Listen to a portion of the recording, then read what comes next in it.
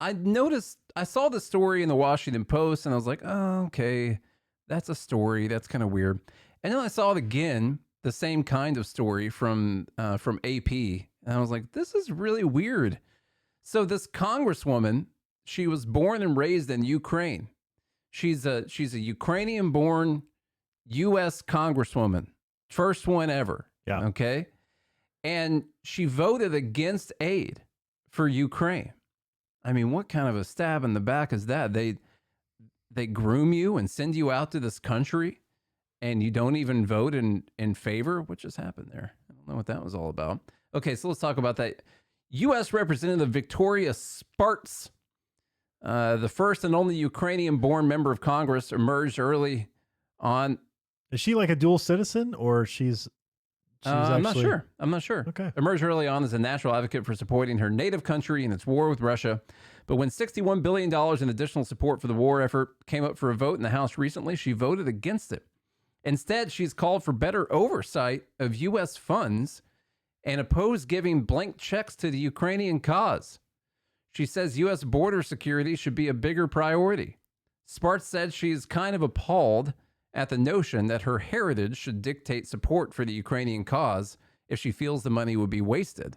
She says, get this, she says, my responsibility is the protection of American people. Huh. She said during a recent interview. But she basically said, I took an oath. Yeah. To protect and defend the Constitution to America. Of the United States of America.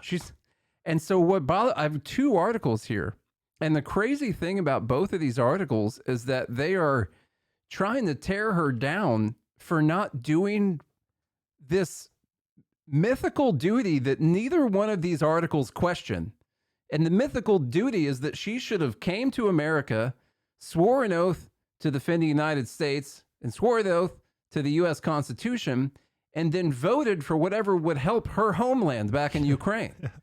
And neither one of these articles questions that idea. They're just like, oh, this is a terrible person. Makes no sense. Like, how does that? No one mentions this in the articles. It's so weird. So Washington Post says, a Ukraine-born congresswoman voted no on aid. Her hometown feels betrayed. I thought when someone left here and joined American Congress that they were going to do what we needed. Yeah. Oh, man. So they talk. I mean, this is a sad story. Small city north of Kyiv where she grew up. Locals once lauded her as one of their own, proud of the studious girl with blonde pigtails who moved to America and became the first Ukrainian-born member of Congress. But anyhow, she voted no. And then they even go back to like her school, where she was school number 15, where Spartz studied. They were talking to this teacher at that school, saying that they're disappointed, they're frustrated. And at first they were proud of her, and we thought she wanted to support us. But now we see that politics and careers are higher than our interests. Yeah. Her interests are supposed to be American Congresswoman. What are you talking about? Nate's about to flip this table. Why is this a question? It's about to flip this table.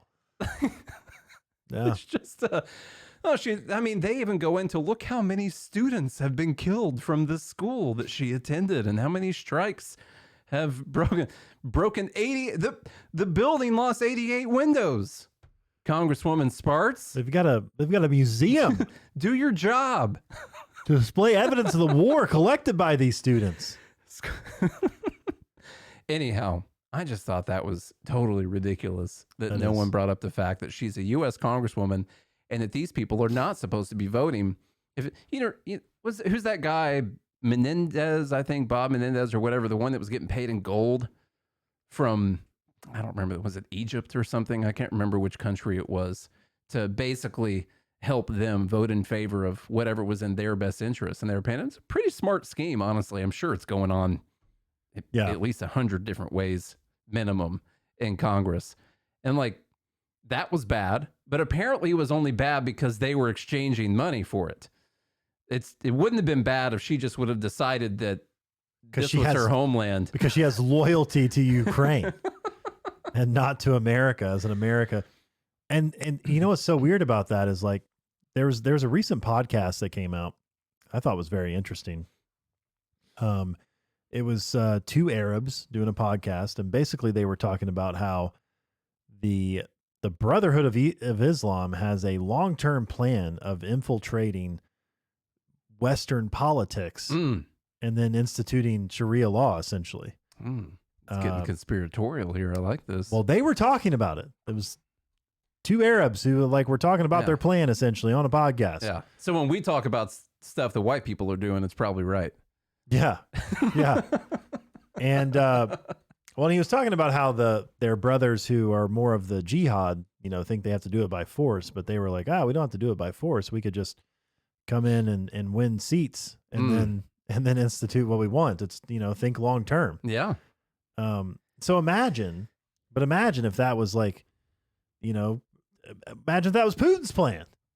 It is. Haven't you ever heard of Marjorie Taylor Greene? Send some people over, have them run for Congress, back them, support their campaigns. Yeah. Get them elected, and then start voting for the interest of Russia or whatever the case may be. Like, this is so absurd to me.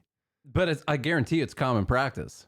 There's like Tactical Warlock said, this is commonplace thing. There's all kinds of interests that are doing this. The only people who don't do this actually are people who support freedom and liberty. Like, we don't organize well enough to slowly take over the United States and institute individual liberty for all the people in America. It's not like a long-term plan that anyone's working on, I don't think. You know what else is interesting is she has a stronger backbone being from Ukraine than that guy who I think is real, Mike Johnson. I heard of him. Yeah. I've seen his name. That's the guy who said, not another penny for anyone else, basically. I'm here to support the border. Mm-hmm. We're going to secure the border first. Yeah. And then basically the second chance he gets. Second chance. Second chance he gets. Dude's like, we're going to definitely pass this aid to everybody else. Let's get rid of him. Yeah. I want First Thomas of all, Massey to be here's the a speaker. real libertarian position. We have no money at all. No, we don't. We're negative. Okay. Our bank account is negative. Okay. We have to borrow the money that we're going to send to other people. Yes. But here's the thing. If we're going to spend the money, let's at least spend it here at home first. Like, let's go into debt providing for our family. Mm-hmm. Okay. Well, if you don't support Ukraine, then Russia's tanks are going to be rolling across the Rio Grande anytime. I mean, you got to keep that in mind too. That's so true. this is supporting our families by not allowing Russia to waltz across the entire world. Yeah. They're literally going to take paragliders over into Alaska, I bet. Yeah, for sure. Yeah. Or do you think they'll come across the Atlantic? They'll just go through the Pacific. Sarah Palin's backyard, probably. Just go right back through there. Yeah. So despite the Ukraine aid vote, this is from Max Boot in the Washington Post. This is just a little sprinkle on top of our conversation. He says the neo-isolationist threat still looms. So even though we're helping Ukraine with $61 billion, actually like 40 billion of that is helping Lockheed Martin and Raytheon and Northrop Grumman and those people, but whatever. And if you total it up, it's been a couple hundred billion. Way more than that. Yeah. Because those are all on 1995 prices. Anyhow, he says, even though we did this, we have an isolationist threat. Now get this isolationist threat is Donald Trump. He's one of it went Ron Paul, and then we went to Donald Trump is the next isolationist threat that we have. This guy looks just like Ayn Rand. Mm-hmm. Yeah. Just like her. Yep. So here's the idea. Since we have a threat that Donald Trump could potentially become the president again, this is the threat that everyone's identifying. It's possible that he might not want to continue giving Ukraine money. After all, he is a Putin plant in the first place, And so in this article, they talk about how U.S. allies from Asia to Europe are talking about how to Trump-proof their alliances, but they will be very hard to do. That will be very hard to do given the carte blanche that U.S. presidents receive in foreign affairs. Congress did pass legislation to make it difficult for a president to pull out of NATO without congressional authorization. But Trump wouldn't have to formally leave the alliance to destroy it, as he could simply announce that he won't defend deadbeat allies. Like deadbeat dads, Mm-hmm. Yeah. That is, in fact, what Trump's former national security advisor, John Bolton, who apparently the left loves now because he came out against Donald Trump said that he would be. And the fact that John Bolton came out against Donald Trump makes me question whether or not Trump's actually way better on war than we think. But anyway, John Bolton predicts that this would happen if the disgraced former president, it's very important for a news organization to put that in there, former president returns to office. They say that U.S. allies have, they're making contingency plans on the assumption. Oh, government's good at that, yeah. Backup plans, yeah. Contingency plans, yeah. So anyhow, the idea here is that they are trying to back up to solidify their support for Ukraine. And by that, we also mean, from this story right here, our teams, Ukraine and the United States, are currently working on a bilateral security agreement. We are already working on a specific text. Our goal is to make this agreement the strongest of all. We are discussing the specific foundations of our security and cooperation.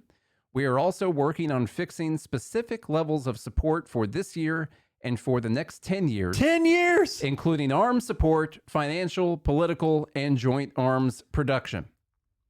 Oh, my God. And so the plan is right now is to sign into law an agreement with Ukraine where we agree that we are going to pay them and give them and help them with all of these things for over decade. At least 10 years. For a decade. Because, government does stuff in 10 years. Yeah. So that way Trump can't reverse any of it. Yeah. Yeah. Because then it would take an act of Congress to reverse what it would become, it's not going to be, it'd be non-discretionary spending, How's that make you feel? Well, I was hoping to be shocked by it, but I'm not. I was listening. It just makes me feel like these people are just so sleazy, man. Backdoor dealing, wheeling and dealing in the back doors. Yeah. In these, I don't know. Not the front door. Under these bomb shelters. Yeah, you go around to the other side of the buildings where there's... Hell, Zelensky might be at Jekyll Island right now. Drafting up this plan and drafting up backup plans for that. Because I guess it's hard to assassinate presidents these days. Apparently. So I don't know.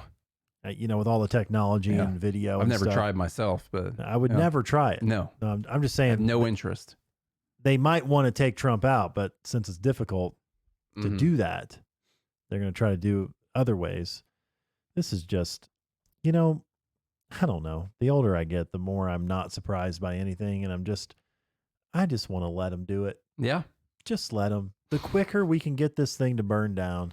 Collapsitarianism. The faster we can start over with liberty. I was talking to a buddy of mine. We have to make sure that we're the ones that are going to be deciding the future after that, because you collapse it down. It's not a guarantee that freedom and liberty are what's going to emerge after that. Yeah.